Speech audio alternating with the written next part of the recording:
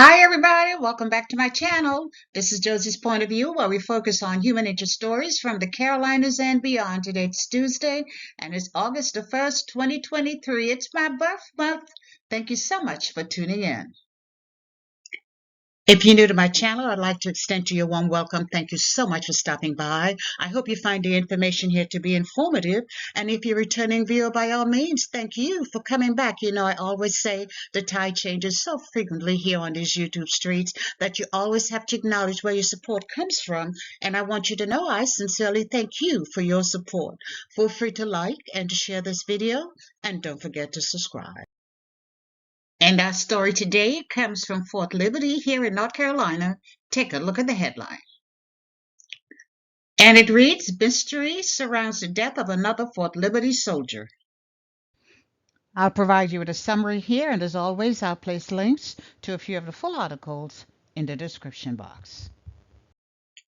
Well, just in case you reside outside of the state of North Carolina, you might be a little bit confused with the name Fort Liberty. I want to remind you that we're speaking about the home of the Airbornes, the base frequently known throughout our lifetime as Fort Bragg. Now, during the month of June, this past June, Fort Bragg was one of several bases to experience a name change. And during that month, Fort Bragg became Fort Liberty. I'm not going to address why the changes took place. That's not my story for today. But what I want to remind you is that previously known as Fort Bragg, it's now known as Fort Liberty. So in today's video, I want to focus on the mystery surrounding the death of a soldier from Fort Liberty. He was killed at another base, and there has been a lot of secrecy surrounding his death. So much secrecy that the Army has refused to tell the soldier's next of kin how he died, and the Army has even refused to allow the deceased soldier's family to see his body prior to his funeral. Makes you wonder just what really happened. How did the soldier die?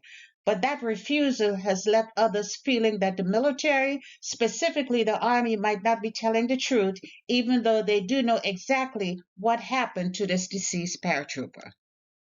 So today we're talking about 40-year-old Sergeant First Class Jaime Contreras, Jr., a native of Flagstaff, Arizona. He was a graduate of Flagstaff Middle School and Flagstaff High School, and he later earned a scholarship to complete a culinary arts program from Scottsdale Community College. And upon obtaining his degree, he moved to Nevada, where he worked at an award-winning restaurant in Las Vegas. And it was in Las Vegas where he started a family, and later he decided to enlist in the Army, which he did in 2011. And as expected, his choice of a career was as a 92 Gulf, which is a culinary specialist. His first assignment was at Fort Drum, New York, with the 10th Mountain Combat Brigade, and remained at that assignment until 2014. And during that time, he had one combat tour to Afghanistan. And that year, we're still talking about 2014, he was transferred to Fort Liberty here in North Carolina, where he served as a food operations NCO. And Sergeant First Class Contreras, I'll tell you why I say Sergeant First Class in a minute. He had a fiancé, and they had purchased a home in Roseboro, North Carolina, and making plans for future together. So he was making plans for his future.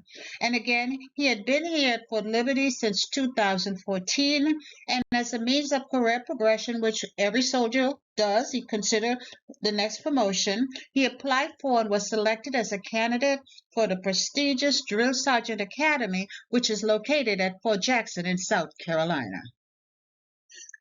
And for the rest of this video, we will transition to Fort Jackson in South Carolina, where we will try to understand the disturbing circumstances surrounding the death of this highly decorated non-commissioned officer. Now, Sergeant First Class Contreras was in the 8th week of his 10-week course at the Drill Sergeant Academy there at Fort Jackson, but something terribly went wrong during that 8th week, and the media provided the following information on June the 14th. And this is what was reported by one of the media sources. It was stated that according to Fort Jackson officials, an investigation was being launched into the death of a soldier who did not return from a land navigation training exercise. That soldier was identified by the military installation as Staff Sergeant Jaime Contreras, a drill sergeant candidate from Fort Liberty, North Carolina, who had 12 years of military service. Now, let me say, I have served in the military for over 25 years. I served on both sides, started as an enlisted soldier, and transitioned to the Office of Corps at year number 4. Now, I know for a fact that land navigation can be challenging, but it's never an impossible task. We're trained on the specifics, and when it's time to complete the land navigation course within a designated time period, we are generally successful. Now, some may do it better, more than others, so some are more proficient at it. And the military officials at Fort Jackson are saying that when this NCO did not return from that land navigation exercise within the designated time period, the drill sergeants immediately notified the United States Drill Sergeant Academy commandant, and they went looking for him. That's what they said. And that's probably not exactly the way it happened. And I have to say, allegedly, they probably did not go looking for him right away. And there's a question as to whether that soldier was actually prepared to be out into the terrain with the temperature that day. And did he have enough water? Was he really hydrated? I think those are great questions. And when he did not return, they probably did not view him in a positive manner. They say the training exercise began at 10 a.m. and was due to be completed by 1 p.m. And it's possible they did not immediately notify the senior leadership. I don't think they did, allegedly. Makes you wonder how long they waited before they actually went looking for this NCO. We really don't know. But nonetheless, at some point, several agencies joined forces to provide land and air assistance in search of that missing soldier. And he was located around 11:30 p.m. They say a cell phone ping aided in the search, and his body was located approximately 50 meters from the course.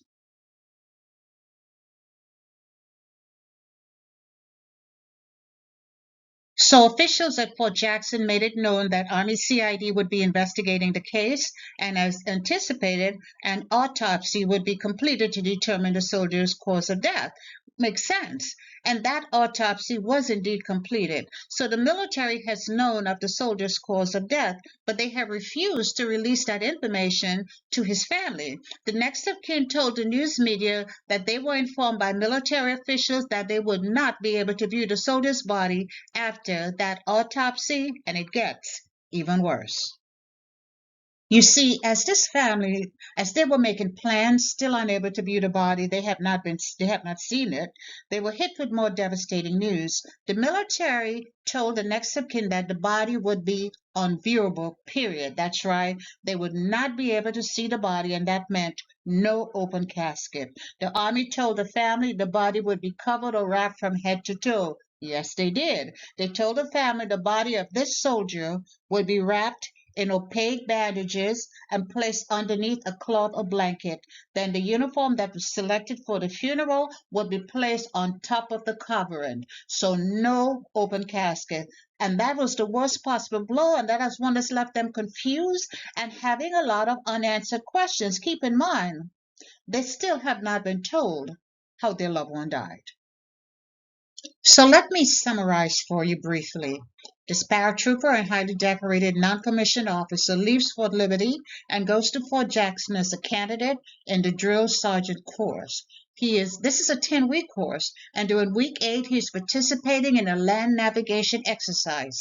He and others leave at 11 a.m. for this exercise, but he never comes back.